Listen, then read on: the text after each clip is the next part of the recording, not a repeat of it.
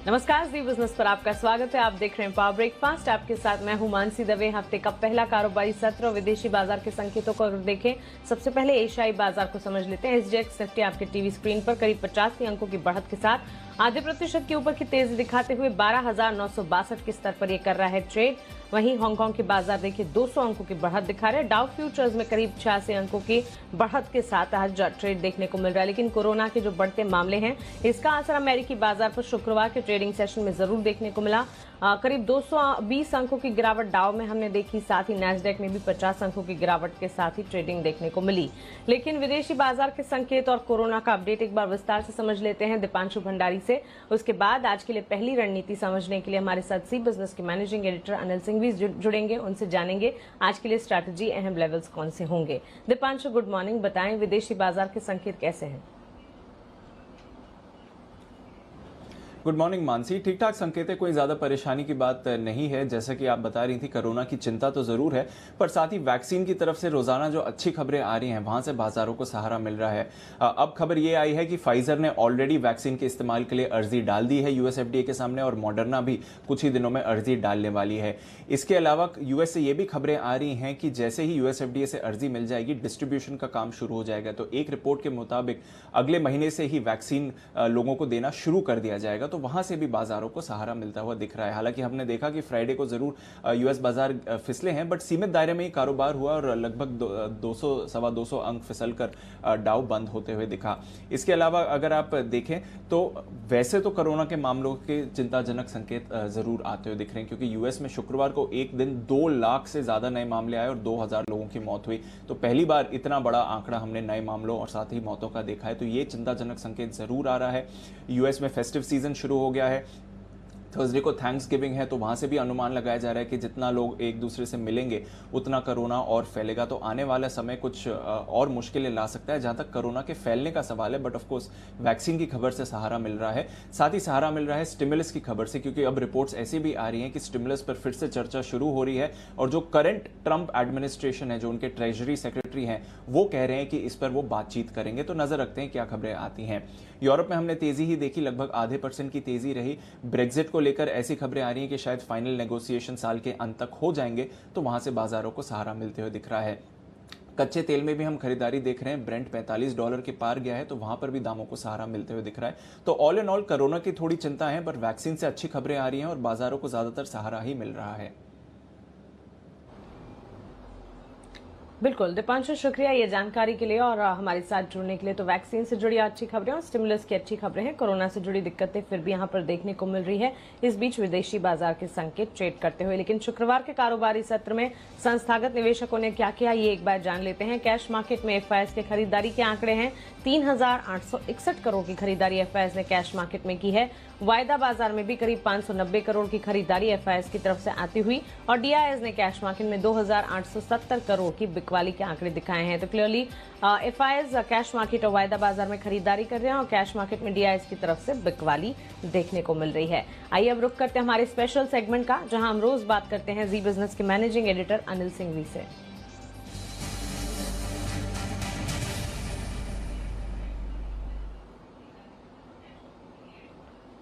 Anil sir, good morning. Corona को लेकर चिंताएं जरूर हैं, लेकिन साथ ही जो डेवलपमेंट्स हो रहे हैं, नाइट कर्फ्यू, उद्धव ठाकरे का बयान और प्रधानमंत्री की बैठक जो होने वाली है, इन सभी संकेतों को कैसे देखना है? बाजार के लिए संकेत कैसे रिएक्ट करेंगे? देखिए, बाजार तो इन संकेतों पर रिएक्ट कर ही नहीं रहा है और यही वजह है कि आप एसजेएक्स निफ्टी को 50-60 पॉइंट मजबूत देख रहे हैं। बाजार तो रिएक्ट कर रहा है सिर्फ लिक्विडिटी पर। और शुक्रवार के सेशन में भी अच्छी खासी खरीदारी एफआईएस की तरफ से होती हुई दिखी और एक बार फिर से उन्होंने खरीदारी की शुरुआत की और उससे बाजार में और एसजेएक्स निफ्टी में जोश आता हुआ दिखा है।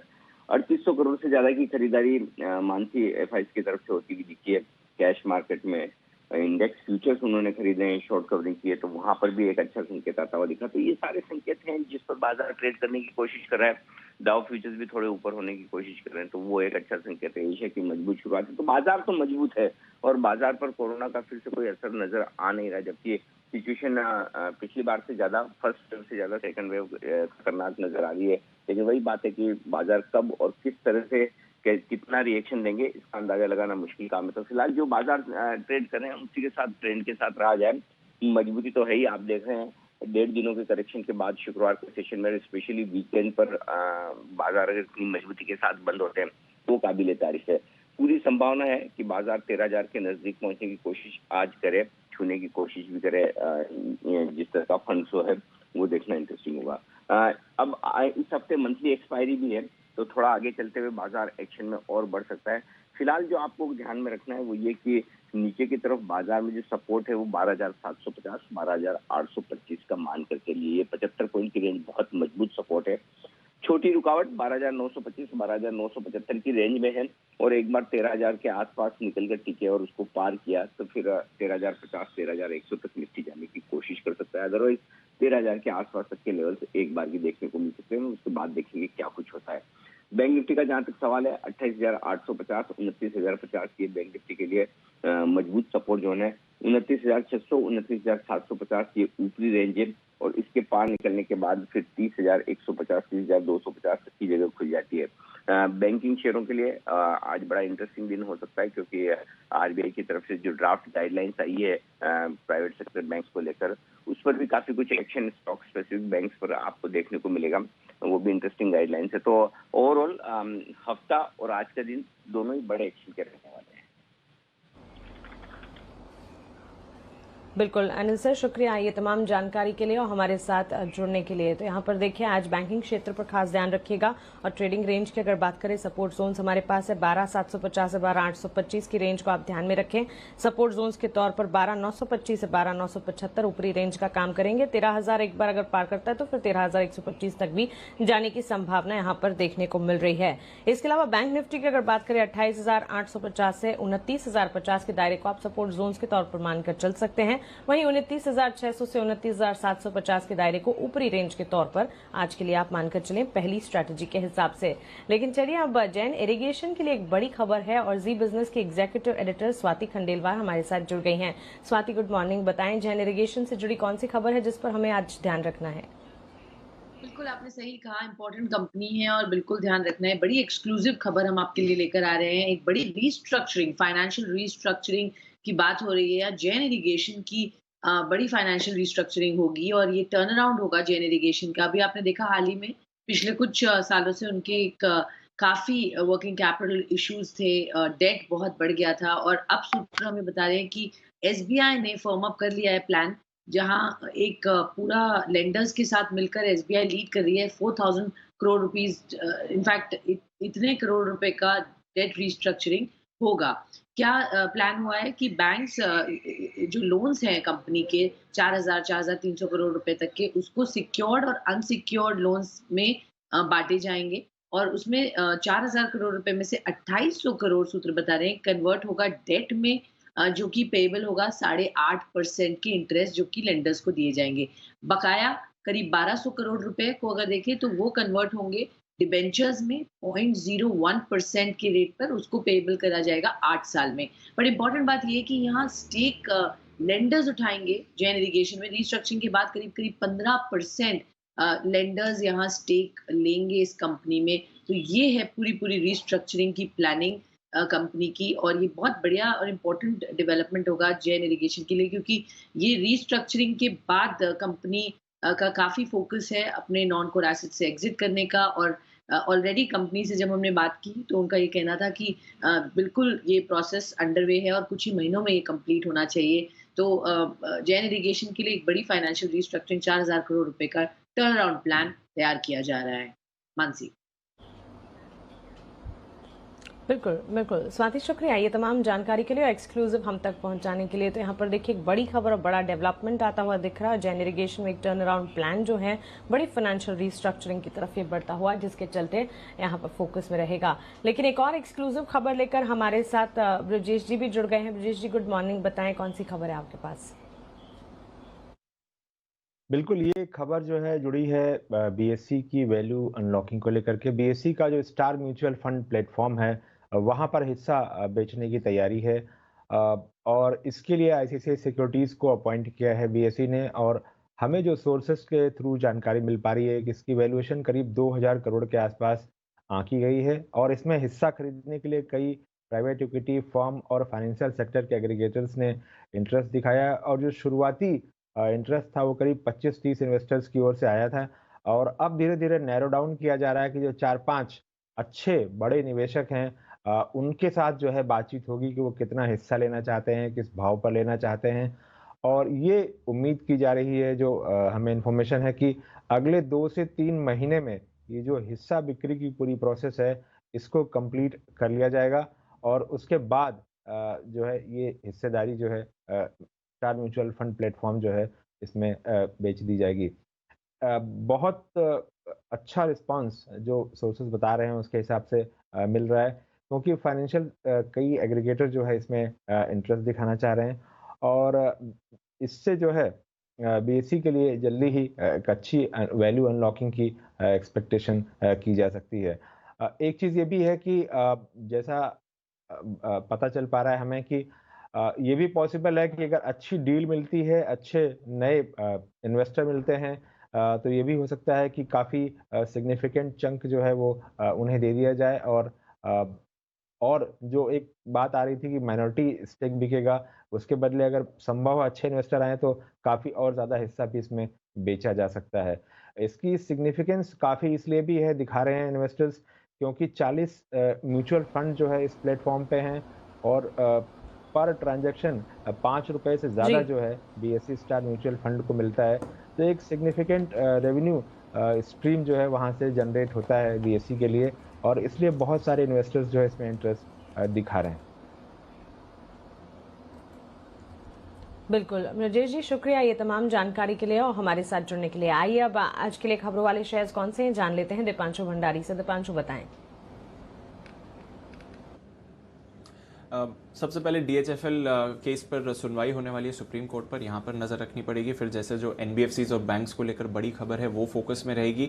बैंक्स की ओनरशिप अब प्रमोटर्स 15% से हिस्सेदारी 26% तक बढ़ा सकते हैं। ये आरबीआई कमेटी का प्रपोजल है, तो इसके जरिए हम देखेंगे कि कई सारे बैंक्स फोकस में रहेंगे, जैसे कि कोटक बैंक, इंडसइंड बैंक, साथ ही बंधन बैंक पर भी नजर रखनी पड़ेगी और आईडीएफसी फर्स्ट भी फोकस में रहेंगे। साथ ही 50,000 करोड़ से ज्यादा के एसेट्स वाली एनबीएफसीज को अब बैंक लाइसेंस के लिए एप्लीकेशन की मंजूरी मिल जाएगी, तो यहां पर भी नजर रखनी पड़ेगी। इसके अलावा इंडसइंड बैंक इन पर्टिकुलर यहां पर फोकस रखिए क्योंकि जी बिजनेस की खबर पर मुहर भी लगते हुए दिख रही है, क्योंकि हमने आपको बताया था कि प्रमोटर्स बैंक में अपनी हिस्सेदारी बढ़ाने के पक्ष में है और अब अगर ये कमेटी की रिकमेंडेशंस मान ली जाती हैं तो प्रमोटर्स बैंक में अपनी हिस्सेदारी बढ़ाएंगे।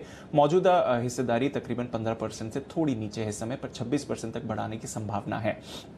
मिश्र धातु निगम यहां पर भी एक और जी बिजनेस की खबर पर मुहर लगती हुई दिख रही है, क्योंकि सरकार ऑफर फॉर सेल के जरिए 10% हिस्सा बेचने की योजना बना रही है। स्टेक सेल के जरिए तकरीबन 360 करोड़ रुपए जुटाएगी सरकार। भारती एयरटेल यहां पर नजर रखिए क्योंकि सुनील भारती मित्तल का एक बयान आया है जो वो कह रहे हैं कि टैरिफ बढ़ाने की जरूरत है और इस पर जल्द ही सारी कंपनीज निर्णय ले सकती हैं। सेक्टर के लिए जो मौजूदा टैरिफ्स हैं वो काफी कम है और आगे बढ़ाना पड़ेगा। साथ ही वो बोल रहे हैं कि निवेश बढ़ाना पड़ेगा 5G कनेक्टिविटी को इंप्रूव करने के लिए, तो वहां पर एक ऑक्शन रहेगा। साथ ही 4G ऑक्शन में सीमित दायरे में ही हिस्सा लेने वाले हैं ये लोग। एम्फेसिस यहां पर भी नजर रखिए, खबरों के मुताबिक ब्लैकस्टोन एम्फेसिस में हिस्सा बेचने की योजना बना रही है। फिलहाल मौजूदा हिस्सेदारी 56% के करीब है। जेपी मॉर्गन, मॉर्गन स्टैनली और सिटी जैसे निजी फंड्स को हिस्सा बेचने की योजना के लिए इन्होंने नियुक्त किया है। साथ ही पूरा हिस्सा बेचने से ओपन ऑफर भी लाना होगा, तो देखना पड़ेगा क्या डेवलपमेंट होता है। 2016 में इन्होंने एचपी से हिस्सा खरीदा था एम्फेसिस में। BEML Delhi metro rail corporation की तरफ से 501 करोड़ रुपए का ऑर्डर मिला है कंपनी को, वहां पर नजर रखिए। IIFL securities 54 rupees per share पर बोर्ड ने बायबैक को मंजूरी दी है। तकरीबन 90 करोड़ के शेयर बायबैक को मंजूरी दे दी गई है। और फाइनली जेएसपीएल, अक्टूबर महीने का डेटा आया है। स्टील प्रोडक्शन में 13% की हमने बढ़त देखी और एक्सपोर्ट्स में 28% की बढ़त देखी गई है सालाना तौर पर। आज के लिए ट्रेडिंग कॉल जान लीजिए। चॉइस ब्रोकिंग की राय है गोदरेज कंज्यूमर पर यहां पर खरीदारी की जा सकती है। 727 के टारगेट्स को ध्यान में रखें। 685 का एक स्टॉप लॉस लगाकर खरीदारी कर सकते हैं गोदरेज कंज्यूमर में। चॉइस ब्रोकिंग की तरफ से ये कॉल आती हुई। हमारे साथ अब आनंद राठी सिक्योरिटी से टेक्निकल एनालिस्ट नीलेश जैन जुड़ गए हैं। नीलेश जी, गुड मॉर्निंग, स्वागत है आपका जी बिजनेस पर। आज के लिए इंडेक्स पर सबसे पहले आपका नजरिया मैं जानना चाहूंगी। Very good morning to you Mansi. Mansi देखिए, स्ट्रक्चर जो है वो काफी पॉजिटिव है। पिछले सप्ताह भी हमने एक मोमेंटम बनता हुआ देखा। एंड अगर हम निफ्टी की बात करें तो ऑन द हायर साइड अगर डेरिवेटिव डेटा देखें तो 13,000 कॉल में सबसे ज्यादा ओपन इंटरेस्ट है और वहीं पुट साइड में 12,800 12,700 में कंटिन्यूस पुट राइटिंग हो रही है। ये इंडिकेट कर रहा है कि बाय एंड डिप की रणनीति बिल्कुल बाजार में अभी भी बरकरार रखनी चाहिए। वहीं अगर वॉलेटिलिटी इंडेक्स इंडिया वीक देखें वहाँ भी 20 के नीचे ट्रेड हो रहा है, वहाँ पे भी कंफर्ट आता हुआ दिख रहा है। इस सप्ताह मंथली एफएनओ एक्सपायरी है फॉर द नवंबर सीरीज, तो बाजार में थोड़ी बहुत वॉलेटिलिटी हो सकती है कि बढ़ती हुई नजर आए, बट ओवरऑल बायस पॉजिटिव है। 13,000 तक के टारगेट के लिए निफ्टी में खरीदारी करके चलना चाहिए। 12,800 का स्टॉप लॉस होगा। वहीं अगर बैंक निफ्टी की बात करें तो 29,000 का एक मेजर सपोर्ट अब बन चुका है। ऑन द हायर साइड 29,500 29,700 तक की अपसाइड अब ओपन हो चुकी है। तो बैंक निफ्टी में भी डेफिनेटली बाय एंड डिप की रणनीति अपनानी चाहिए। 29,100 का स्टॉप लॉस होगा एंड 29,500 के इमीडिएट टारगेट के लिए बैंक निफ्टी में खरीदारी करने की सलाह होगी। बिल्कुल नीलेश जी, क्विकली स्टॉक्स आज के लिए कौन से सुझा रहे हैं आप? बिल्कुल मानसी, दोनों खरीदारी के काउंटर है। इनफैक्ट पहला जो काउंटर है ब्रिटानिया में खरीदारी करने की सलाह होगी। यहाँ पे काफी लगा रहा है, यहाँ पे अभी तक एक रैली मिसिंग है, तो यहाँ पे हो सकता है हमको आज के सेशन में एक मोमेंटम बता हुआ दिखे। 3500 के स्टॉप लॉस से खरीदारी करने की सलाह होगी 3650 तक के टारगेट के लिए। दूसरा खरीदारी करने का काउंटर होगा माइंड ट्री। यहाँ पे एक ब्रेकआउट हमको देखने को मिला था फ्राइडे के सेशन में सिमेट्रिकल ट्रायंगल फॉर्मेशन का, खरीदारी करके चलना चाहिए 1330 के स्टॉप लॉस से 1420 के टारगेट के लिए। एंड दोनों ही डिफेंसिव स्पेस में से हैं, तो बाजार में अगर वॉलेटिलिटी भी होती है तो कहीं ना कहीं एक सपोर्ट प्रोवाइड करेगा डिफेंसिव स्पेस। बिल्कुल नीलेश जी, शुक्रिया ये कॉल्स हमें बताने के लिए। कमोडिटी बाजार पर अपडेट हमने लिया अमित सजेजा जी से, मोतीलाल ओसवाल कमोडिटीज के एनालिस्ट अमित सजेजा, उनकी कॉल्स आपके सामने रख देते हैं। गोल्ड पर बिकवाली की राय है इनके पास। 49,800 के टारगेट्स को ध्यान में रखें, 50,600 का एक स्टॉप लॉस लगाकर बिकवाली कीजिएगा। वहीं सिल्वर में भी बिकवाली करने की रणनीति अमित की तरफ से आती हुई 61,200 के टारगेट्स को ध्यान में रखें, 63,500 का एक स्टॉप लॉस लगाना होगा।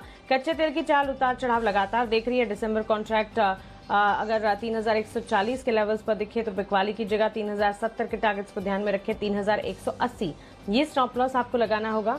तो क्लियरली गोल्ड, सिल्वर और क्रूड में बिकवाली की रणनीति आती हुई। चलिए इसी के साथ पावर ब्रेकफास्ट में फिलहाल इतना ही।